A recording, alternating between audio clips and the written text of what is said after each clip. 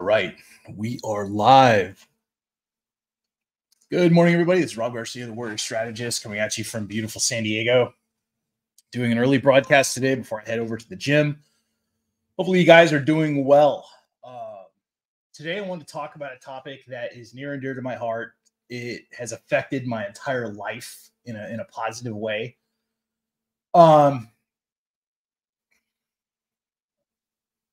I've always had trouble with education. I've always had trouble with learning. And it's not an intelligence thing. It's just the way that my brain is wired.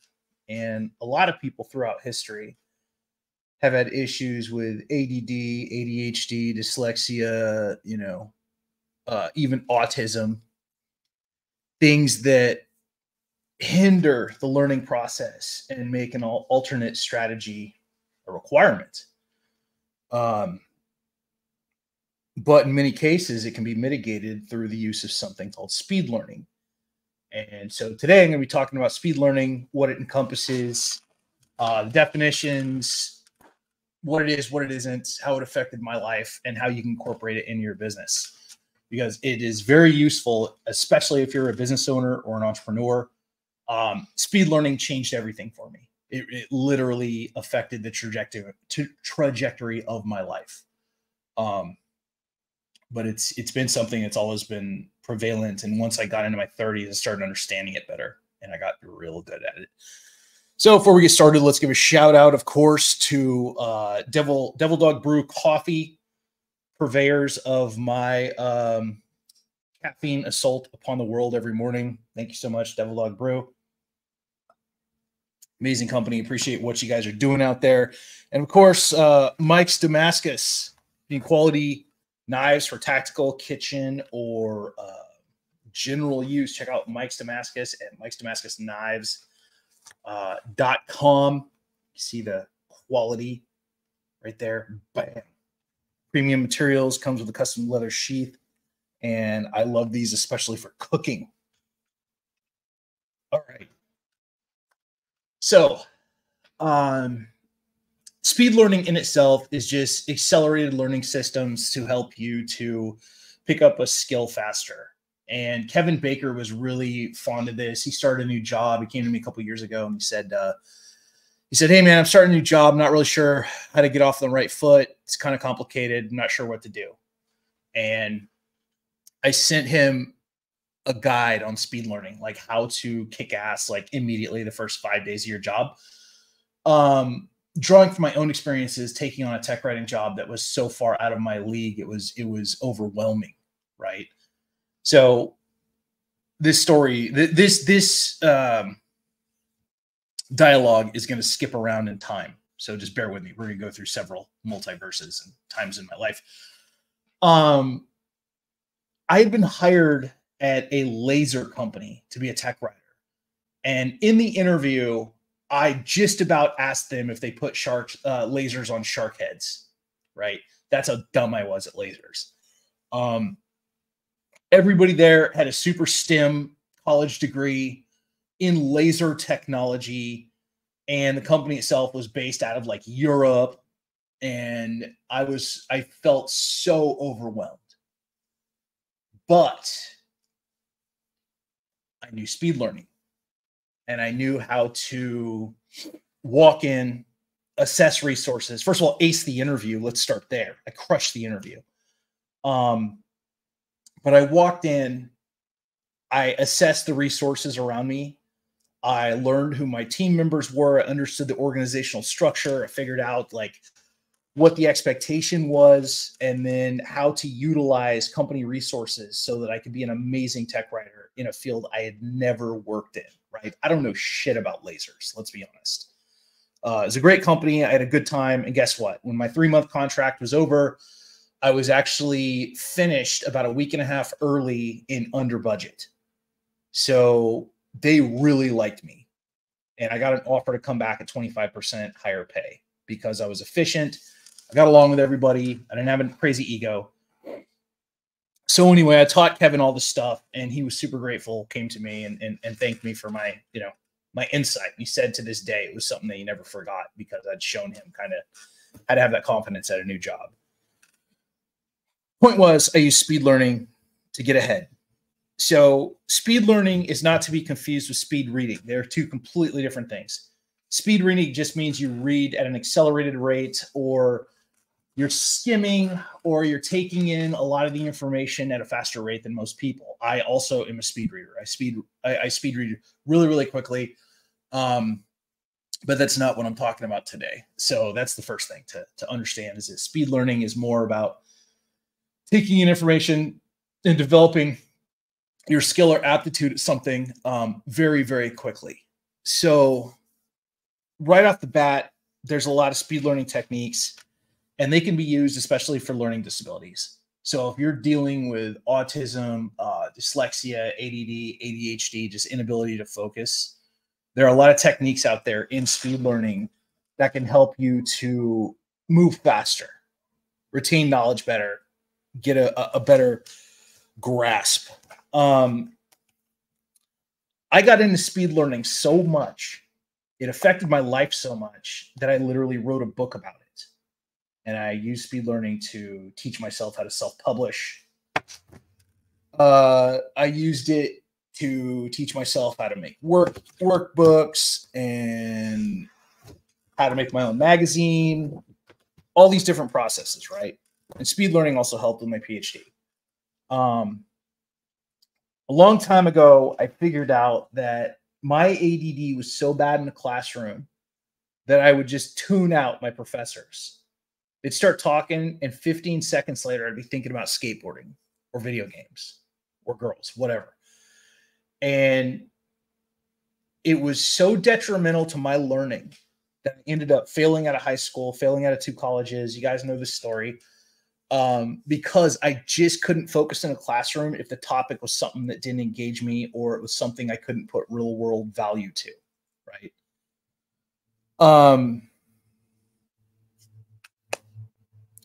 So as I got older, got into my PhD program, and I figured out, if I just drew diagrams and I use colors and shapes, I could understand concepts better. I could focus on them better. I could definitely grasp things at a much deeper level. And so what I figured out is that I have a steeper learning curve than most people. But once I climb that mountain, and once I get to the peak of it, I have a far more comprehensive grasp of that subject than most people. Will I be asking a lot of questions? Yes. Will I be, staying after and sometimes repeating questions? Yes. Or asking you, hey, can you explain that a different way? Yes. So like I said, if the average person's learning curve is like up to here, my learning curve is probably up here. So I have a steeper mountain to climb, but overall the trade-off is that I'll understand that at a much higher level. And I even went to the point where I created a rating system for how well you know something. And this relates to jobs or skills. And I named it the GMOSC, the Garcia Model of Skills Comprehension. This is actually an original thing I invented. So you can see there's 5 levels of learning I isolated. So there's awareness, where you kind of know a little bit about something. There's familiar, where you can describe the basic concepts. There's proficient. This is the bachelor's level, where you can teach it. You can accomplish things unsupervised.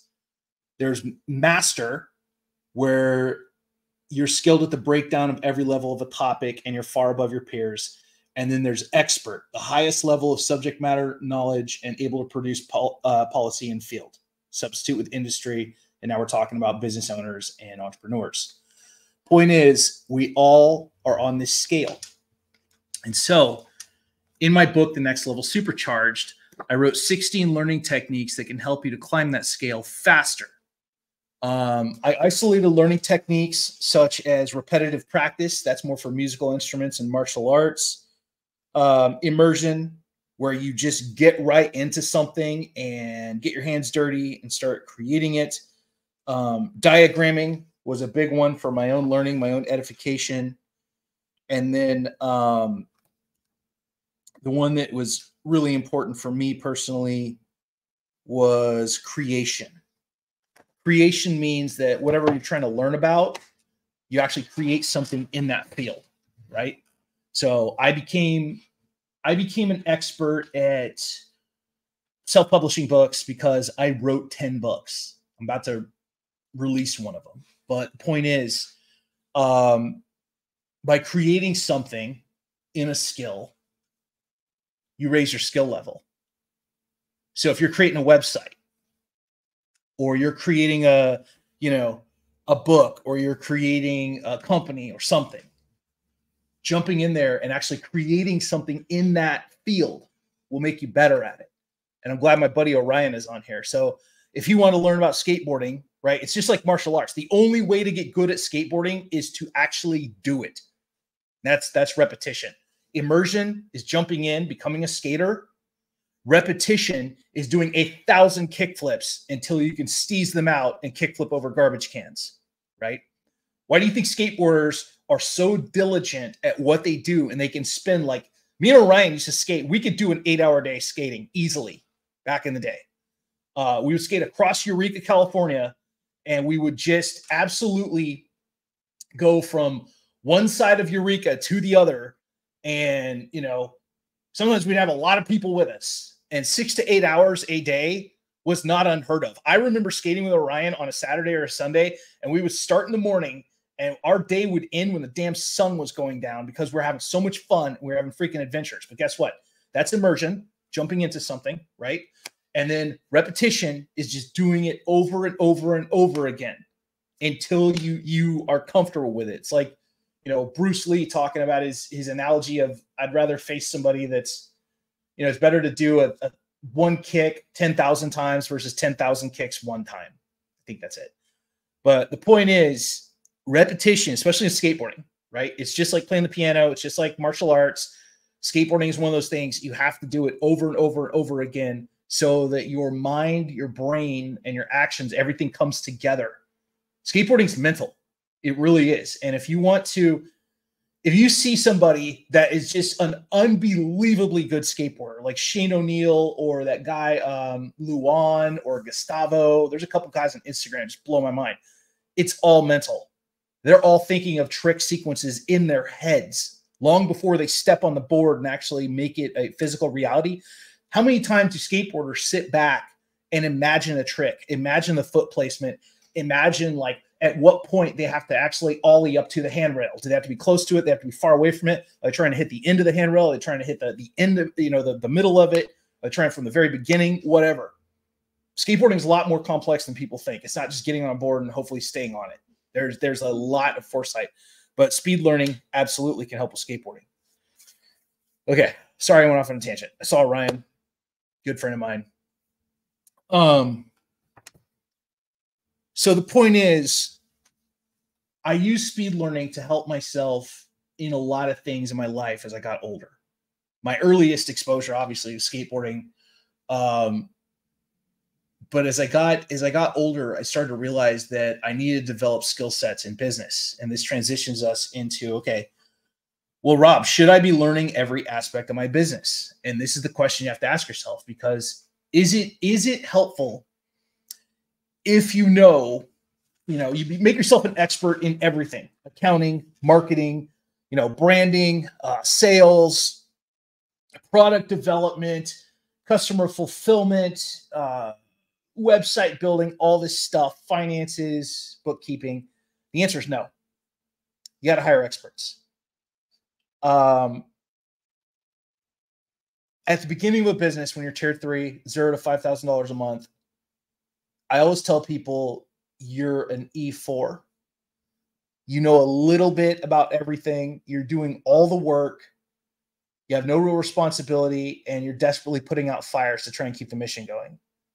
But once you get a sustainable service, once you have some profitability and you pop into that magical world called tier 2, which is 5,000 to 10,000 a month, all of a sudden you have options, and you only need to learn a couple of basic skill sets. The actual skill set you should know is management and leadership. Once you hit tier 2, you hire a virtual assistant or an executive assistant in person, whatever. but you need to hire a team member to help you take stuff off your plate. The first couple things you take off your plate is always admin, social media, stuff like that. It would not benefit me to learn every aspect of my business at the expert level. It wouldn't. But it does benefit me to learn certain things at a very high level, like writing, because so much of my company is writing and media outreach. It behooves me to learn how to be a better writer. So that's where speed learning would help me. Magazine design and publishing. Yes, that stuff helps me. But honestly, once you get to a certain level of success or profitability, hire experts. Hire the people that are really good at what they do with years under their belt. So when somebody comes to me and they're like, hey man, I need visibility, or I need PR, I need to, get on TV, whatever. They don't need to learn that stuff. They just need to hire me, and I do all the heavy lifting for them. Because guess what? I have years of experience. I have a lot of client results, and I get stuff done. When you hire experts, you're shaving off hundreds of hours that you would have spent learning whatever it is that they do for you. So it's important that once you get to a certain level of profitability, you do start hiring experts, and it is not necessary to speed learn everything. Pick the things you want to be good at and just be really, really good at those things, but keep it narrow. Okay. I love learning. I go down rabbit holes, figuring out all kinds of stuff about business. I don't try and learn every component of my business. I've got a tax guy. I've got financial strategists. I've got people that are good at branding. I've got a business coach. I've got, mentors in all different fields. But the point is, I could learn this stuff, but I don't need to. It's too much bandwidth. And at the end of the day, use your bandwidth for expansion, use your bandwidth for growing your company, use your bandwidth to solve immediate problems and to be a good leader. The business should run smoothly. And once you get to a certain point, the business should be automated. Should run completely autonomously without you having to do very much. Wouldn't that be a perfect world? But that's, in theory, that's how it's supposed to work. All right. So some tips for speed learning. The first thing is to stop assigning negative terms to your own intelligence. I called myself stupid for many, many years. I joke that I'm dumb, all this stuff, because I've been called stupid at every job I've ever had. In my military units, just everything, because I don't see the world like normal people, quote unquote normal. I'm high aptitude in a couple of areas. I'm a little bit weird sometimes. I just don't really fit in. But you need to understand something. When you denigrate your own intelligence, you're subconsciously programming yourself that you are a dumb person. You got to build up what I call intellectual confidence. Not to where you think you're smarter than other people, but to where you realize that some of us are just really, really high aptitude, and that we are better than most people at what we do. Whenever I've had to tackle intellectually challenging stuff, the really hard things, academically, usually, I watch the scene from The Other Guys, the ballet scene. And if you've never watched it, Mark Wahlberg goes into a ballet studio. And The Other Guy's a dumb cop comedy. He goes into a ballet studio, and the joke is that he just keeps learning how to do really hard things, ironically. Like, he does it to make fun of people. And so he goes in, his ex-girlfriend's in there, and he says, "Oh, you don't think I could do this twirly-whirly shit?" And he just executes like this perfect ballet move. He's spinning around with one foot in the air, and then he just, does a pirouette and lands on one foot. And then Will Ferrell and him go outside. Will's like, "That was amazing. How did you learn to do that?" And he says something like, I used to make fun of I used to do that to make fun of this queer kid that lived down the block. And Will Ferrell's like, "You did that ironically?" And he's like, "Yeah, I guess." Well, the point is, I would always watch that scene because it reminds me things are only as difficult as you perceive them. And that's some of the greatest advice I can give you in the workplace, in the military, for entrepreneurship. Things are only as difficult as you perceive them.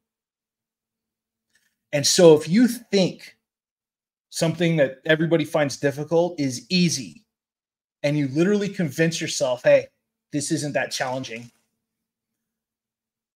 you'll have a lot more success at it because you've torn down mental limitations. So when I had to go to data links school, a lot of people would find that hard. It's like engineering for military communication systems. It's literally building communication networks, both physically and on paper. A lot of academics. And I just watched that scene from the other guys. I was laughing at it.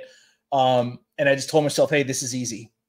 Just turn on the autism switch, geek out, fan out, pretend you're doing something related to something you can relate to, like Robotech. Pretend you're building a Veritech, right? Pretend you're doing this to build like a futuristic alien level space station, some bullshit. Point is, by telling yourself that something isn't that difficult, even when everyone around you is freaking out about it or thinks it's hard, doesn't mean it's hard. How we perceive things and how we frame them in our minds affects how we can comprehend them. So stop calling yourself stupid. Stop calling yourself dumb. Even if other people are doing it, doesn't matter. Focus on what you're good at. Focus on what you enjoy. But I'm telling you, speed learning changed my life because I learned, hey, I don't think like other people, and that's okay. But the things that I'm good at, I am damn good at, and very few people have my level of skill. And that's what you have to remember always. Remember that intelligence itself is a subjective construct. And that's just a fancy way of saying that academics think they're smarter than everybody because they finished some college, you know.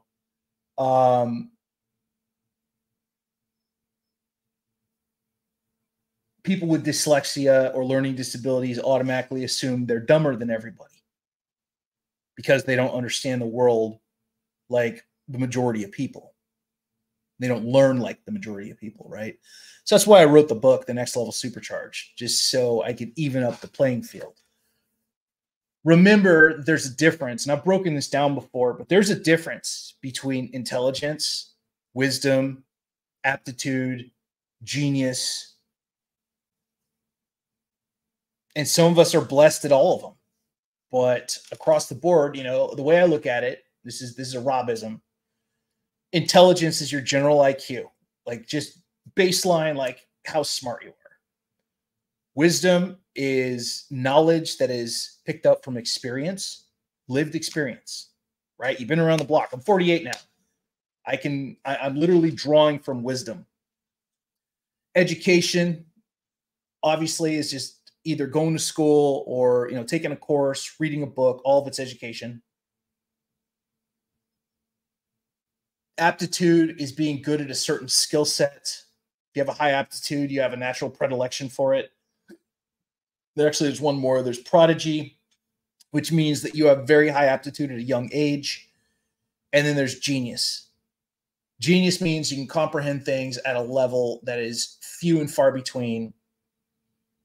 I've met a few people that are literal geniuses, and a real genius applies their level of intelligence or their perceptions across the board. Like if you stick them in a job making French fries, they're going to be a genius at making French fries. If you stick them as a dating coach, they're going to be a genius dating coach. Some people are just so intelligent that they can be good at whatever it is they're going to do, which is interesting.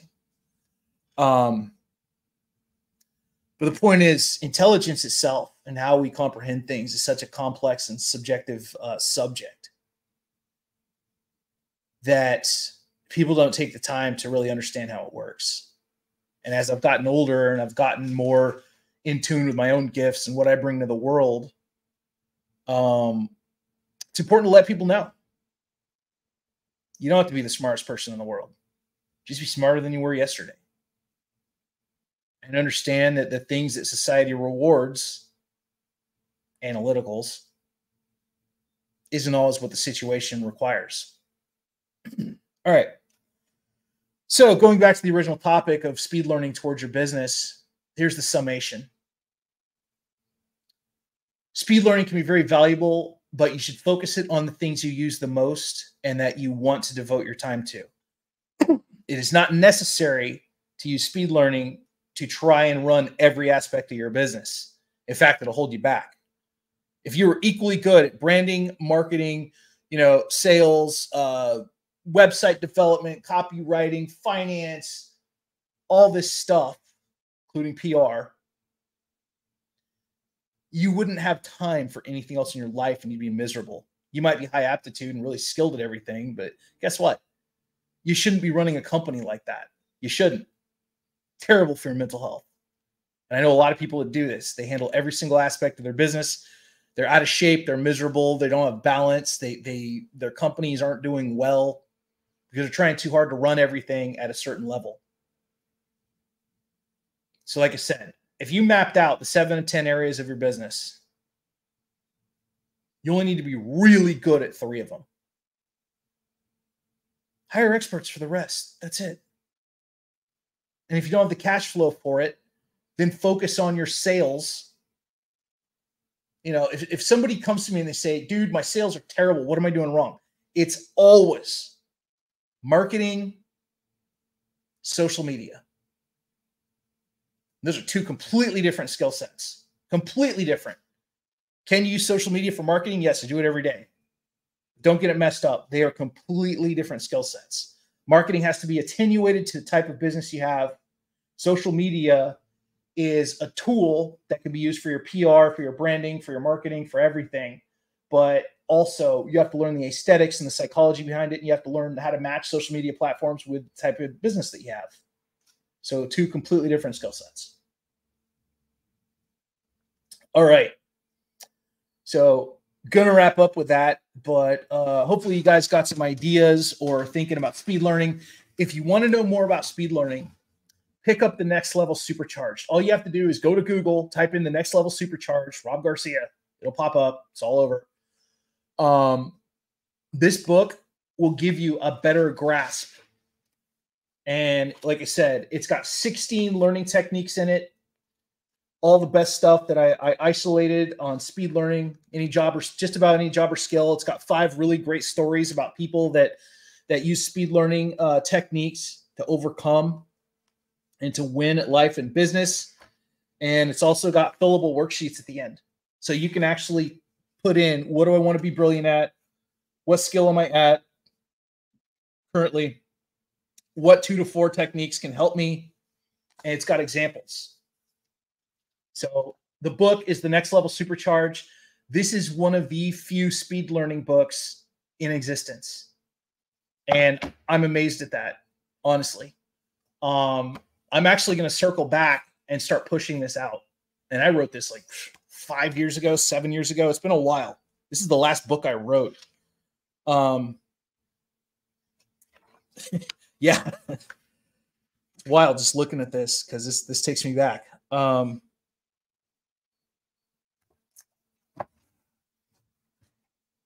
Speed learning will make you a better entrepreneur. It'll help you to understand the components of your business that you need to improve at. It'll give you techniques and ideas and creativity to get better at stuff. But I'm telling you guys right now, this is what speed learning did for me. Helped me to create my job from air. Helped me to find a job I loved. Helped me to get paid what I was worth. Helped make me good at this job. And it helped me to even out a very unfair situation in life. I don't believe in the word unfair or the word fair. I hate them both because people use it as a crutch to justify and to validate their mediocrity. If you think the world owes you something, or you ever say this is so unfair, yes, Yes, life is unfair. So get ahead, figure out a strategy, figure out a plan. This is a lesson you teach your kids. If you ever say the word unfair, check yourself immediately and say, yes, this is unfair. This sucks. What can I do to fix this? And that's what makes you a better person. That's what speed learning is going to do. It's going to help to even out the odds. This is a force multiplier that will take you and make you a better thinker. It will help your cognitive processes. It will help you to have higher end intelligence and thought.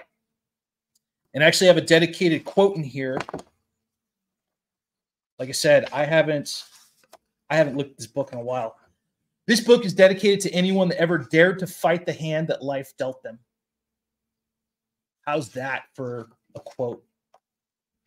So anyway, if you want to incorporate speed learning into your business, into your own entrepreneurial journey, if you want to learn how to think better, faster, smoother, if you want to learn how to do almost any job or skill better, there are 16 techniques in here that can help you.